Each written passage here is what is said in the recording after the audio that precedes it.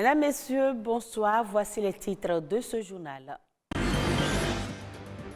L'entrepreneuriat n'est pas une panacée au chômage. Pour réussir, il faut de la passion et faire des sacrifices. Mais les jeunes entrepreneurs rencontrent de nombreuses difficultés. Quel doit être donc l'accompagnement de l'État pour booster les entreprises du secteur privé? On en parle. Les bouillons fait maison, une alternative au cube industriel simple et facile à réaliser. Les bouillons fait maison sont des exhausteurs naturels de goût.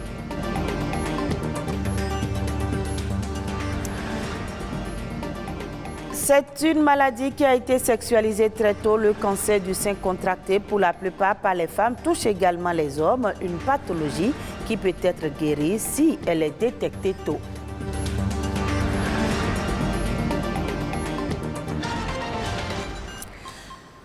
Tout comme le choix des métiers, l'entrepreneuriat doit être une passion pour qui veut entreprendre. L'entrepreneuriat n'est pas cette source de richesse, mais la richesse vient après moult efforts et sacrifices consentis.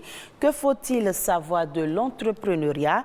Quelles sont les difficultés auxquelles les entreprises font face et quel doit être l'accompagnement de l'État pour booster les entreprises du secteur privé? La réponse dans ce reportage signé Nadège Omoladesani et Danasien Falola.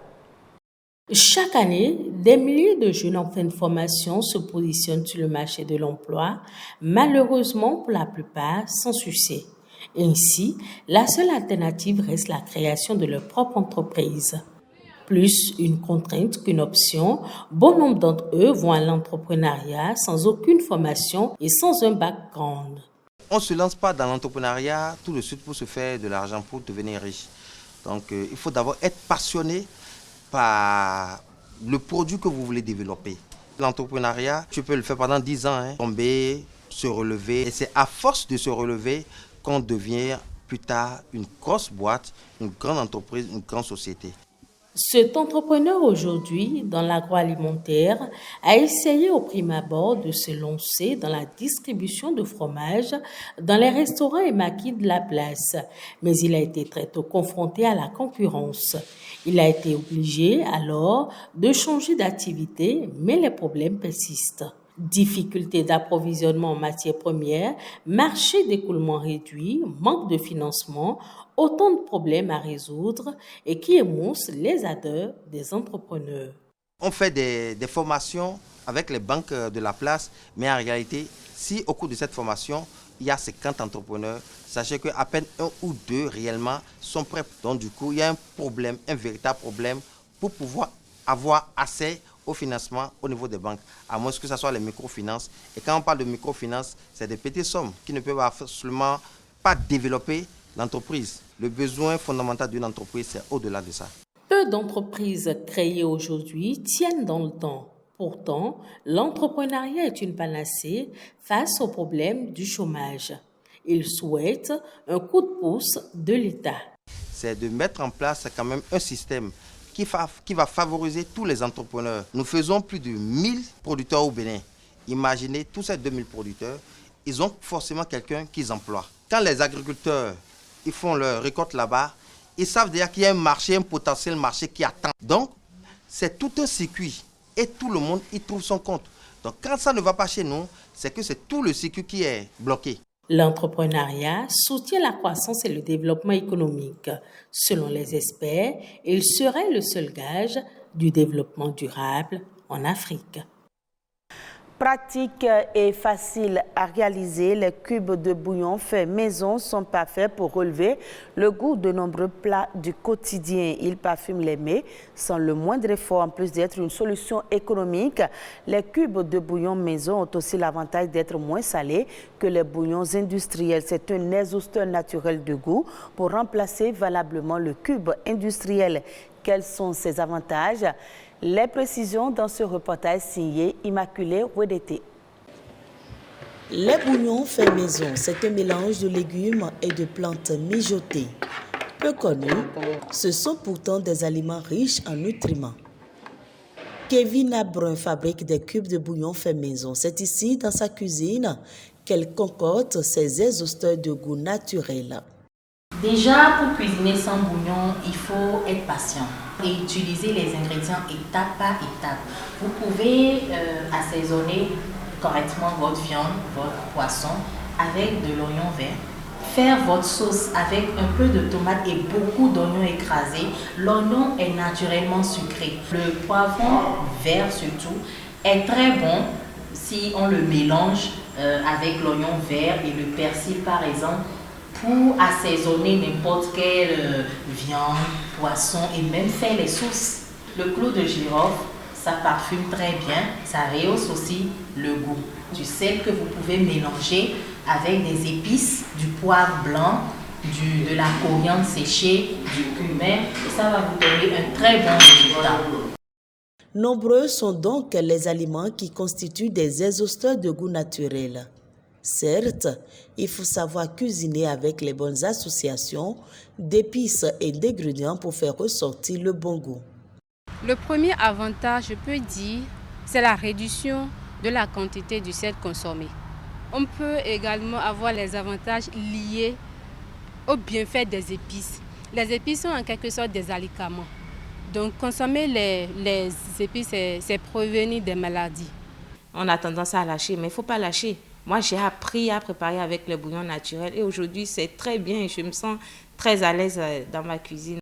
Il n'y a pas de bonne ou de mauvaise recette pour le bouillon fait maison. Laissez votre créativité prendre le dessus. Du poivre en passant par le curcuma, le gingembre ou encore le clou de girofle, les épices sont en effet de bons exhausteurs de goût. Manger, c'est un plaisir et il faut savourer ses repas. Il faut éprouver le plaisir de manger. Et pour vraiment savourer les repas, il faut qu'il y ait du goût dans ces aliments-là. Il faut juste s'assurer que ces petits frettins-là ont été séchés dans de bonnes conditions hygiéniques, qu'il n'y a pas eu de moisissure. En voulant faire ce bouillon, il faut faire l'effort de ne pas ajouter beaucoup de sel parce que la consommation excessive de sel est un facteur de risque de plusieurs maladies chroniques. Savoir identifier quelles épices se marient le mieux avec quel type d'aliments. Utiliser des herbes aromatiques telles que la ciboulette, le thym ou le persil, sans oublier l'ail, l'oignon et le citron. Voilà autant d'épices et d'ingrédients naturels qui contribuent à relever le goût de nombreux plats préparés. Les cancers du sein sont généralement considérés comme des pathologies exclusivement féminines. Pourtant, les hommes aussi peuvent développer le cancer du sein. Seule la prise en charge à temps évite le pire aux patients. Suivez ce reportage de Reine Ouéra pour plus de précision. Le cancer du sein chez l'homme existe, est une réalité. Un redoutable tueur silencieux, mais très peu connu. Ici, dans les rues de Cotonou, des habitants n'en ont aucune idée. C'est la première fois que j'apprends ça.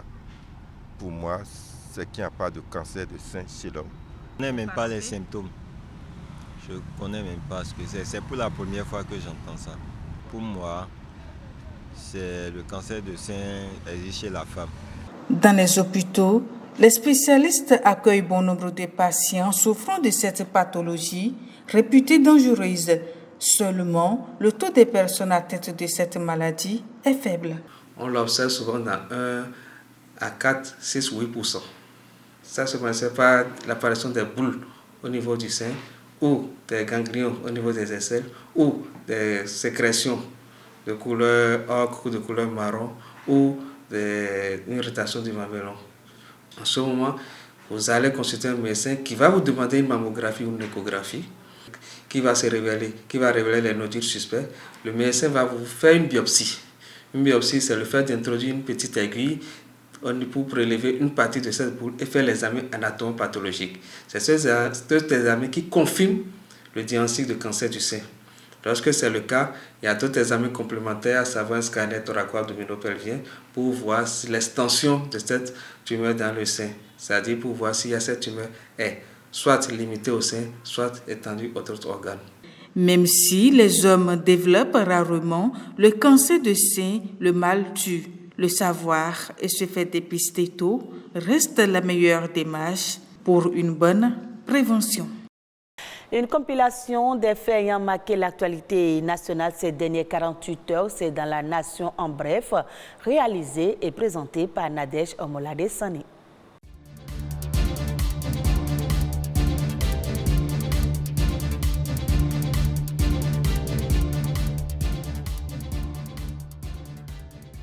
Retraite stratégique du personnel du ministère du Développement. C'est une initiative du ministre du Développement et de la coordination gouvernementale Abdoulaye Biotchane.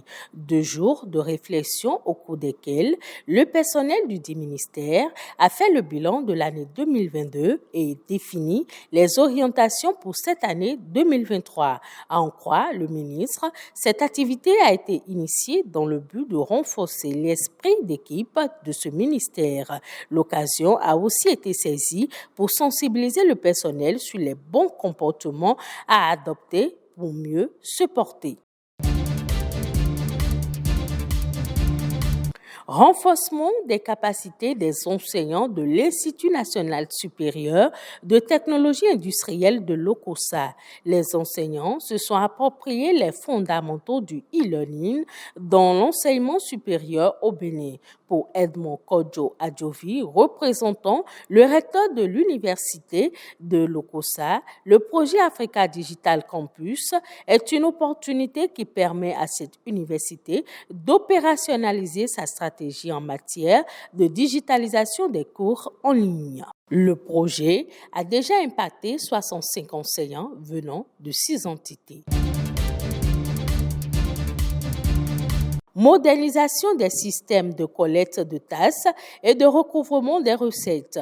Après Comé, Glazoué et Porto Novo, la mairie d'Abomey-Calavi a elle aussi réceptionné les équipements de collecte des tasses.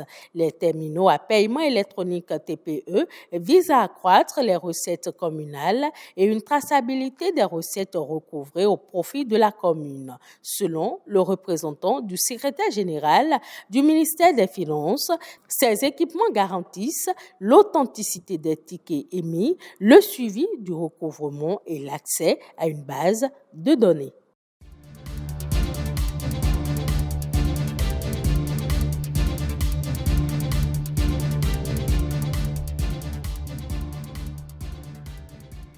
Et puis en Égypte, le hockey sur gazon gagne en popularité auprès des jeunes femmes. Dans une société hyper conservatrice, il leur est difficile de se faire une place. Le hockey sur gazon est donc un vecteur d'épanouissement et d'affirmation de foi. Une passe, quelques crochets et Narla fonce vers le but. Avec ses coéquipières du club égyptien de Sharkia, elle domine le championnat national de hockey sur gazon et collectionne les coupes. Mais aucune fille n'est passée professionnelle jusqu'ici. Me lancer dans une carrière internationale est impossible en raison de ma charge domestique et familiale. Mais les femmes peuvent jouer pour d'autres clubs locaux ou venir dans mon club. Certaines femmes ont cependant reçu des offres de clubs français ou italiens, mais toutes ont jusqu'ici refusé. Pour autant, les mentalités commencent petit à petit à évoluer. J'espère être la première femme à jouer à l'étranger. Si quelqu'un me demande en mariage et n'accepte pas que je continue à jouer ou à coacher, j'en discuterai avec lui. Et s'il insiste, je refuserai sa demande en mariage. La société égyptienne reste très patriarcale et les femmes ont souvent du mal à se faire une place, comme le confirme l'entraîneur de l'équipe. Les Égyptiennes se heurtent à certains obstacles lorsqu'elles veulent jouer à l'étranger, étant donné qu'il s'agit d'une société islamique et que les parents n'autorisent pas leurs jeunes filles à se rendre en Italie ou en France. En revanche, certains garçons jouent à l'étranger. Les barrières sont également financières. Malgré leur succès, les sponsors manquent à l'appel pour aider les joueuses à s'accomplir, ainsi qu'à payer les équipements qui coûtent cher. Et voilà qui vient mettre un terme à ce journal que vous pouvez suivre également sur le site de l'ORTB, www.ortb.bj. Merci à vous de l'avoir suivi.